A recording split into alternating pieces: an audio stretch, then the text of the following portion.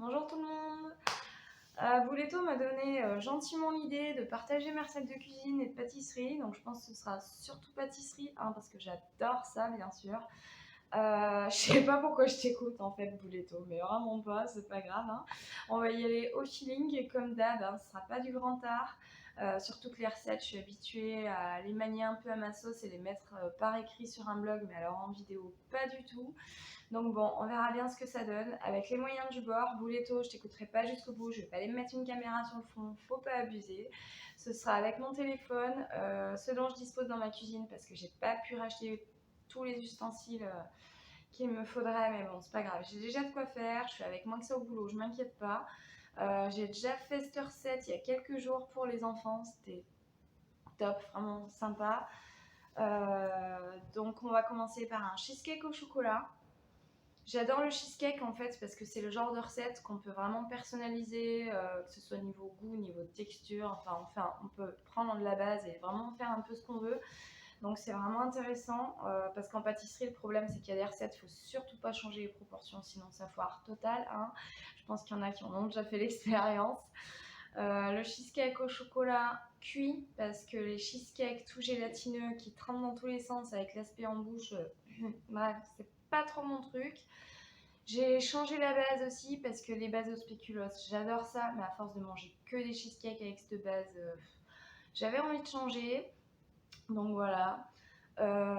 Si vous êtes comme moi et Bouletto, on va commencer par mettre un tablier, hein, parce que vous pouvez en mettre de partout, il n'y a pas de problème, hein. Chut, on ne dira rien à la personne, ça reste entre nous, mais on va protéger les fringues quand même, hein.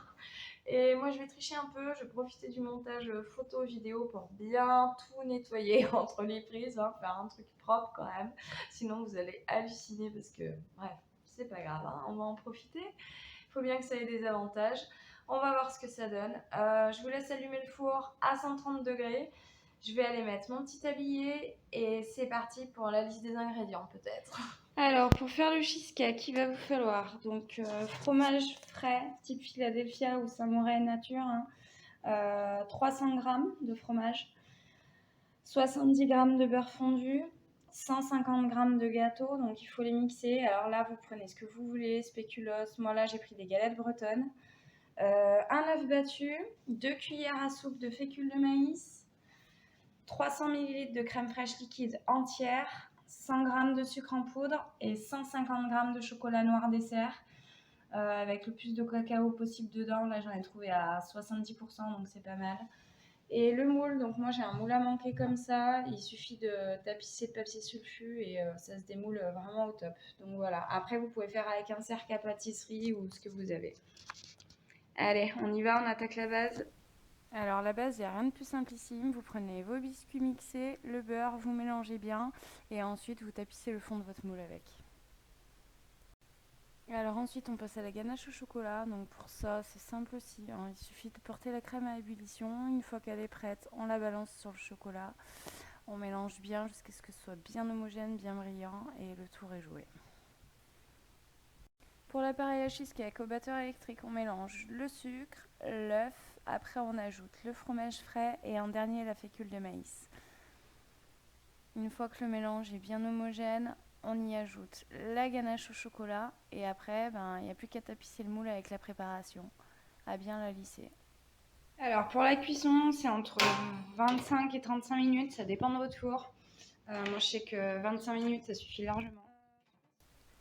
Une fois sorti du four, vous n'avez plus qu'à laisser refroidir le gâteau, il doit trembler un peu au milieu, pas être trop cuit, hein. Un peu, logiquement il se décolle, voilà, des bords, il se rétracte. Donc après, il n'y a plus qu'à, si je me foire pas, tac, voilà, parfait. C'est pour ça que j'adore ce genre de moule, si je l'expose pas en enlevant. Et là, voilà, la dernière fois j'ai fait la base avec du cacao dedans, mais du coup on voyait pas trop la différence entre la base et l'appareil à cheesecake, donc là, ouais, c'est quand même plus sympa. Et après, go au réfrigérateur. Donc on laisse le cheesecake minimum 3 heures au réfrigérateur. Le mieux c'est quand même de le faire la veille. Moi là je vais le laisser toute la nuit au frais, je vais l'emmener demain au boulot, comme ça je vais leur faire goûter, on verra ce qu'ils en pensent. Bouletto, je compte sur toi pour tester la recette, ce sera vraiment top. J'aimerais vraiment avoir ton avis dessus et que tu m'envoies les photos aussi, ce serait génial. Allez, je vous souhaite une bonne journée à tous. Bye!